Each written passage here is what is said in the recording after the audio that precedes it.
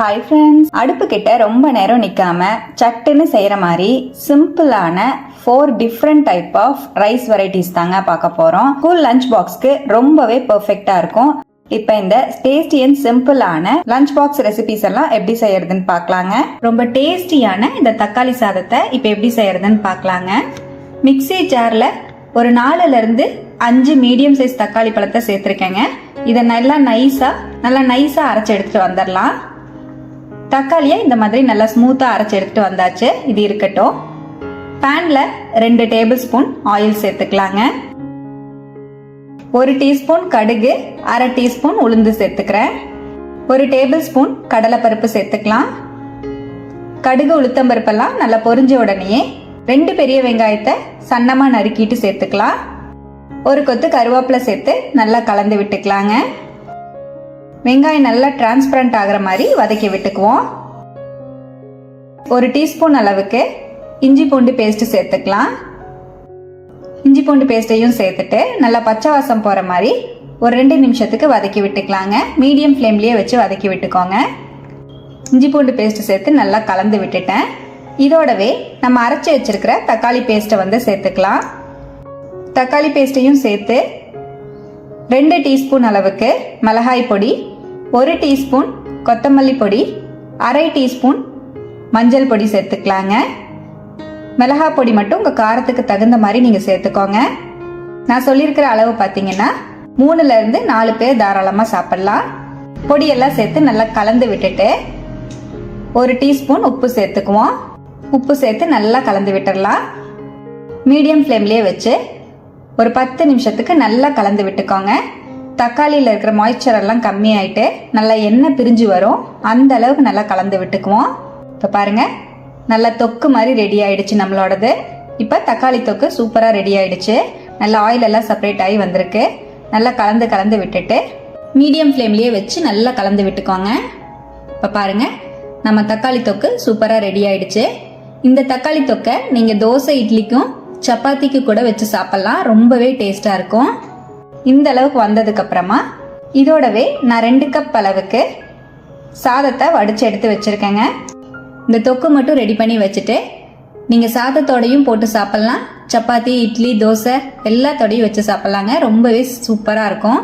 உதிரியாக வடித்து வச்சுருக்கிற 2 கப் அளவுக்கு சாதத்தை சேர்த்துக்கிறேன். ஒரு கை அளவுக்கு மல்லித்தலை சேர்த்துக்கலாம். கடைசியாக மல்லித்தலை சேர்த்துக்கோங்க.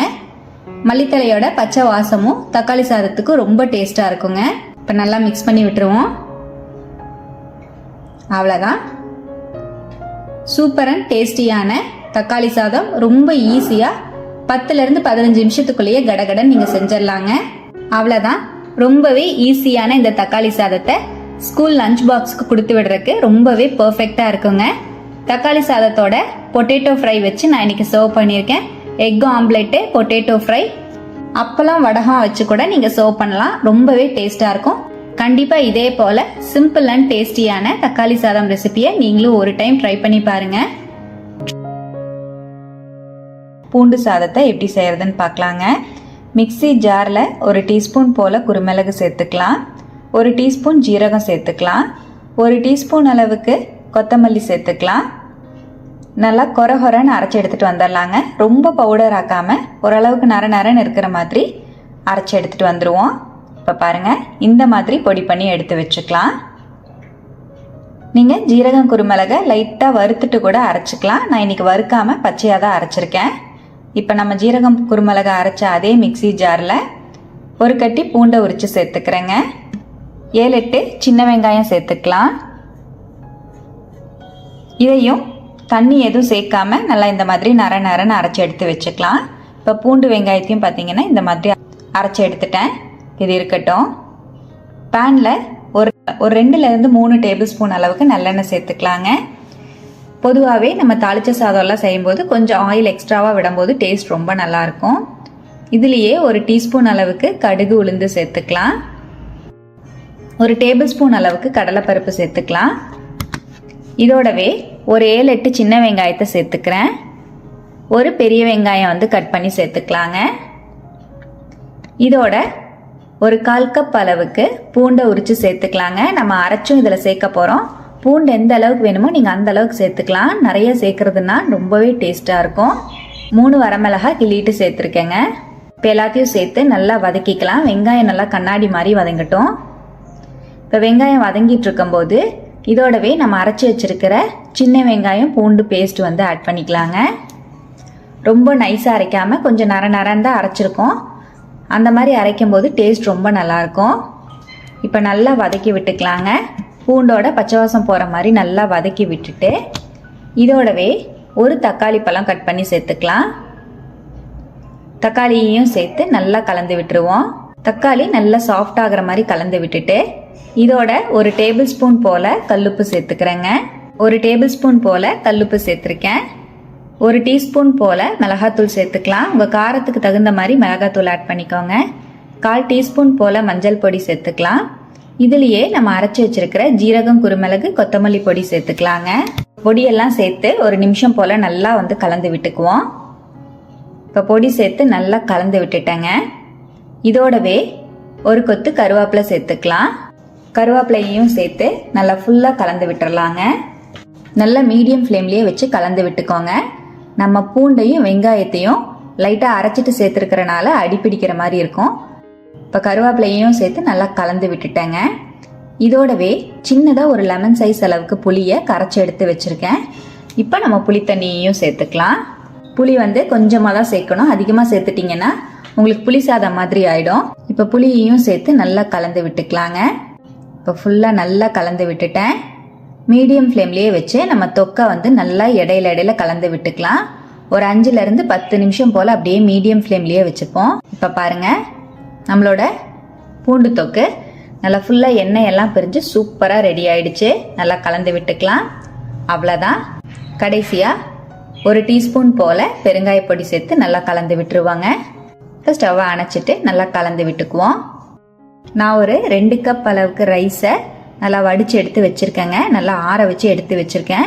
நல்லா இந்த மாதிரி உதிரியாக வந்து சாதம் வடித்து எடுத்து வச்சுக்கோங்க. அப்போ தான் நம்ம சாதத்தோட கொஜ்ஜு போட்டு கலந்து எடுக்கும்போது நம்மளுக்கு நல்லா உதிரியாக கிடைக்கும். பூண்டு கொஜ்ஜையும் நம்ம சேர்த்துக்கலாங்க. இப்போ சேர்த்துட்டு நல்லா ஃபுல்லாக மிக்ஸ் பண்ணி விட்டுருவோம் சாதத்தோட. இப்போ நம்ம பூண்டு தொக்கையும் சேர்த்து நல்லா ஃபுல்லாக மிக்ஸ் பண்ணி விட்டுட்டேன். நம்ம பூண்டு தொக்கை ரெடி பண்ணி ஃப்ரிட்ஜில் வச்சுட்டு 3லேருந்து 4 நாள் வரைக்கும் யூஸ் பண்ணிக்கலாம். புளி சேர்த்துருக்கிறனால சீக்கிரமாக நம்மளுக்கு கெட்டு போகாது. டேஸ்ட் ரொம்பவே நல்லா இருக்குங்க. இப்போ பூண்டு தொக்கு சேர்த்து நல்லா ஃபுல்லாக கலந்துட்டேன். நம்ம பூண்டு தொக்கு ரெடி பண்ண சட்டிலையும் கொஞ்சமாக சாதத்தை போட்டு நல்லா கலந்து எடுத்துடலாம். அவ்வளோதாங்க. நல்லா சுட சுட சுவையான பூண்டு சாதம் சூப்பராக ரெடி ஆயிடுச்சுங்க. ரொம்பவே டேஸ்டாக இருக்கும். ரொம்ப சிம்பிளாகவும் செஞ்சிடலாம்.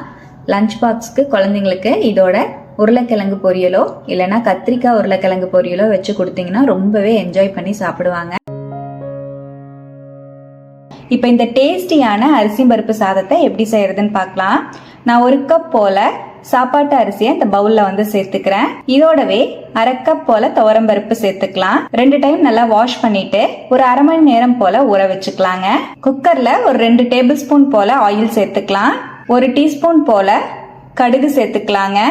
இதோடவே சின்னதா ஒரு துண்டு பட்டை, 2 கிராம்பு சேர்த்துக்கிறேன். 1 டீஸ்பூன் போல சோம்பு ஆட் பண்ணிக்கலாம். 1 டீஸ்பூன் அளவுக்கு ஜீரகம், 2 பெரிய வெங்காயத்தை நீல வாக்குல அரிஞ்சிட்டு சேர்த்துக்கிறேன். 1 கொத்து கருவேப்பிலை, இதோடவே 2 பச்சை மிளகாய், 2 வரமிளகாய் கிள்ளிட்டு சேர்த்துக்கலாங்க. எல்லாத்தையும் சேர்த்து நல்லா வதக்கிக்கலாம். வெங்காயம் கண்ணாடி மாதிரி வதங்கி வர அளவுக்கு வதக்கி விட்டுக்குவோம். இப்போ பாருங்க, வெங்காயம் வந்து நல்லா கண்ணாடி மாதிரி வதங்கிடுச்சு. இதோடவே 1 இன்ச் அளவுக்கு இஞ்சியை பொடியாக கட் பண்ணிட்டு சேர்த்துக்கிறேன். 10 பல்லு பூண்டை நல்லா தட்டிட்டு சேர்த்துக்கலாங்க.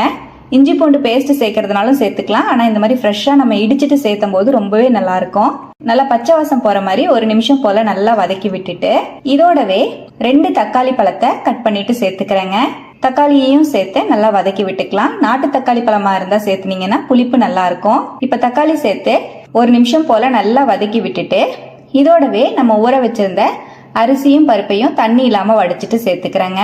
சேர்த்துட்டு 1 கப் ரைஸுக்கு 2 கப் போல தண்ணி வந்து சேர்க்கணும். நான் ஒரு 2.25 கப் அளவுக்கு தண்ணி வந்து சேர்த்துக்கிறேன். நம்ம ஒரு 1/4 கப் மட்டும் எக்ஸ்ட்ராவா சேர்த்துக்கலாம். தண்ணி சேர்த்துட்டு நல்லா கலந்து விட்டுறலாம். உங்களுக்கு அரிசி பருப்பு சாதம் நல்லா குலைவா வேணும்னா நீங்க இன்னும் கூட ஒரு 1/2 கப் எக்ஸ்ட்ராவா சேர்த்துக்கலாம். 1/2 டீஸ்பூன் போல மஞ்சள் பொடி சேர்த்துக்கலாங்க. இதோடவே தேவையான அளவுக்கு உப்பு சேர்த்துக்கலாங்க. நான் 1 டீஸ்பூன் போல கல்லுப்பு சேர்த்துக்கிறேன். உப்பு சேர்த்து நல்லா கலந்து விட்டுறலாம். இதோடவே 1 டீஸ்பூன் போல பெருங்காய பவுடர் சேர்த்து நல்லா கலந்து விட்டுட்டு குக்கர் மூடி போட்டு மூடி 3 விசில் விட்டு எடுத்துக்கலாங்க. இப்ப 3 விசில் விட்டு எடுத்துட்டேன். ஸ்டீம் நல்லா ரிலீஸ் ஆயிடுச்சு. அவ்வளவுதான், நம்மளோட டேஸ்டியான அரிசி பருப்பு சாதம் சிம்பிளா சட்டுன்னு ரெடி ஆயிடுச்சுங்க. கடைசியா மல்லித்தலை வந்து தூவிக்கிறேன். நல்ல டேஸ்டியான இந்த அரிசி பருப்பு சாதத்தை இதே போல சிம்பிளா நீங்களும் ட்ரை பண்ணி பாருங்க. டேஸ்ட் ரொம்பவே நல்லா இருக்கும். லெமன் சாதம் ரொம்ப ஈஸி, செம்ம டேஸ்டாவும் இருக்கும். இப்ப இந்த டேஸ்டியான லெமன் சாதத்தை எப்படி செய்யறதுன்னு பாக்கலாங்க. ஃபர்ஸ்ட் பேன்ல 1 டேபிள் ஸ்பூன் ஆயில் சேர்த்துக்கலாம். 1 டேபிள் ஸ்பூன் வேர்க்கடலை சேர்த்துக்கிறேன். நல்லா ஃப்ரை பண்ணி விட்டுக்கலாம். வேர்க்கடலை பச்சை வேர்க்கடலை ஆட் பண்ணிருக்கிறனால முதல்ல நல்லா வறுத்துட்டு இதோடவே 1 டேபிள் ஸ்பூன் அளவுக்கு கடலைப்பருப்பு சேர்த்து நல்லா வறுத்துக்கலாங்க. வேர்க்கடலையும் கடலைப்பருப்பும் ஃப்ரை ஆக லேட் ஆகுங்கிறனால ஃபர்ஸ்ட் வறுத்துட்டு இதோடவே 1 டீஸ்பூன் கடுகு சேர்த்துக்கலாம். நல்லா பொரிய விட்டுக்கலாம். இப்ப கடுகு நல்லா பொரிய ஆரம்பிச்சிருச்சு. இதோடவே 1/2 டீஸ்பூன் உளுத்தம்பருப்பு சேர்த்துக்கலாம். நல்லா கலந்து விட்டுக்கலாம். நல்லா ஃப்ரை ஆன உடனே 3 பச்சை மிளகா 3 வரமிளகாவை சேர்த்துக்கலாங்க. ஒரு கொத்து கருவேப்பிலை சேர்த்துக்கலாம். 1/2 டீஸ்பூன் பெருங்காயப்பொடி சேர்த்துக்கலாம். நல்லா ஃப்ரை பண்ணி விட்டுக்கலாம். இப்ப நம்ம தாளிப்பு ரெடி ஆயிடுச்சு. ஸ்டவ் அணைச்சிட்டு 1/4 டீஸ்பூன் அளவுக்கு மஞ்சள் பொடி சேர்த்துக்கலாம். 1/2 டீஸ்பூன் சால்ட் ஆட் பண்ணிக்கலாங்க. நல்லா கலந்து விட்டுறலாம். இப்ப ஸ்டவ் அணைச்சதுக்கு அப்புறம் 2 பெரிய லெமனை புளிஞ்சு சேர்த்துக்கலாம். நான் இன்னைக்கு 2 கப் ரைஸ்ல லெமன் சாதம் பண்ண போறேன். உங்க புளிப்புக்கு தகுந்த மாதிரி லெமன் வந்து நீங்க சேர்த்துக்கோங்க. லெமனை சேர்த்து நல்லா கலந்து விட்டுறலாம். லெமன் சேர்க்கும் போது ஸ்டவ் ஆன்ல இருக்க கூடாது. ஃப்ளேம் ஆன்ல இருந்துச்சுன்னா லெமன் சேர்த்ததுக்கு அப்புறம் கசப்படிக்க ஆரம்பிச்சிரும். இப்ப லெமன் சேர்த்து நல்லா கலந்துட்டேன். அவ்வளவுதான், நம்ம லெமன் தாளிப்பு ரெடி ஆயிடுச்சு. சாதத்தோட சேர்த்து மிக்ஸ் பண்ணிக்கலாங்க. சாதத்தை வடிச்சு இந்த மாதிரி நல்லா ஆற வச்சு எடுத்து வச்சிருக்கேன். சூடான சாதத்தோட போட்டு கலக்கும் போது நமக்கு லைட்டா குழஞ்ச மாதிரி ஆயிடும். சாதத்தை வடிச்சிட்டு நல்லா ஆற வச்சு எடுத்து வச்சிருங்க. நல்லா உதிரி உதிரியா நம்மளுக்கு கிடைக்கும். நம்ம லெமன் தாளிப்பு சேர்த்துக்கலாம். நல்லா மிக்ஸ் பண்ணி விட்டுறலாம். அவ்வளவுதாங்க, ரொம்பவே டேஸ்டி அண்ட் சிம்பிளான சூப்பரான லெமன் சாதம் சிம்பிளா ரெடி ஆயிடுச்சு. நம்ம சூடான சாதத்துல தான் செய்யணும்னு இல்ல, பழைய சாதம் இருந்தா கூட உதிரி உதிரியா இருந்துச்சுன்னா கண்டிப்பா இந்த சாதத்தை நீங்க ட்ரை பண்ணி பார்க்கலாம். சூப்பரா இருக்குங்க. கோவில்ல குடுக்கற மாதிரி செம்ம டேஸ்டாவும் இருக்கும். குழந்தைங்க லஞ்ச் பாக்ஸ்க்கு ரொம்ப ஈஸியாவும் ரெடி பண்ணிடலாம். செம்ம டேஸ்டியான இந்த லெமன் சாதத்தோட உருளைக்கிழங்கு வறுவல் வச்சு சாப்பிடுறதுக்கு செம ருசியா இருக்குங்க. ட்ரை பண்ணி பார்த்துட்டு எப்படி வந்ததுன்னு கமெண்ட்ல மறக்காம என் கூட ஷேர் பண்ணிக்கோங்க. நம்ம சேனலை இப்பதான் ஃபர்ஸ்ட் டைம் பாக்குறீங்கன்னா சப்ஸ்கிரைப் பண்ணிக்கோங்க. பக்கத்துல இருக்கிற பெல் ஐகானையும் பிரஸ் பண்ணி வச்சுக்கோங்க. லைக் பண்ணிக்கோங்க. ஃப்ரெண்ட்ஸ் அண்ட் ரிலேட்டிவ்ஸோட ஷேர் பண்ண மறந்துடாதீங்க ஃப்ரெண்ட்ஸ். தேங்க்யூ.